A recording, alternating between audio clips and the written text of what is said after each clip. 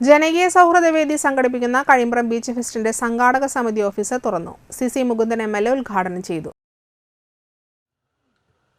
സന്തോഷകരമായ ദിനങ്ങൾ നൽകുന്ന ഈ ബീച്ച് ഫെസ്റ്റിവലിൻ്റെ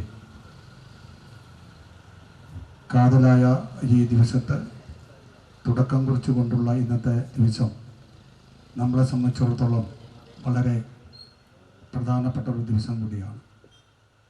പലരും ഇന്നത്തെ ദിവസത്തിനെ കുറിച്ച് ചില പ്രത്യേകതകൾ ഉൾക്കൊള്ളുന്ന ദിവസമാണ്.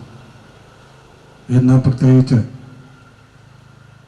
30 ദിവസക്കാലം ഈശ്വര പ്രാർത്ഥനകൾ, മതത്തിൻ്റെ പ്രാർത്ഥനകളാൽ ഉൾക്കൊള്ളുന്ന ഒരു വിഭാഗത്തിൻ്റെ ഇന്നത്തെ ദിവസം ഒരു പുതിയ ദിവസം നാളെ തുടക്കം കുറിക്കുകയാണ്.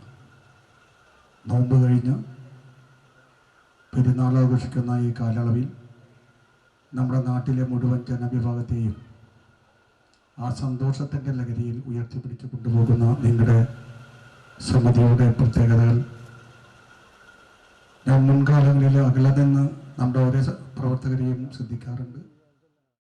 ജനകീയ സൗഹൃദവേദി ചെയർമാൻ ശോഭ സുബിൻ അധ്യക്ഷത വഹിച്ചു.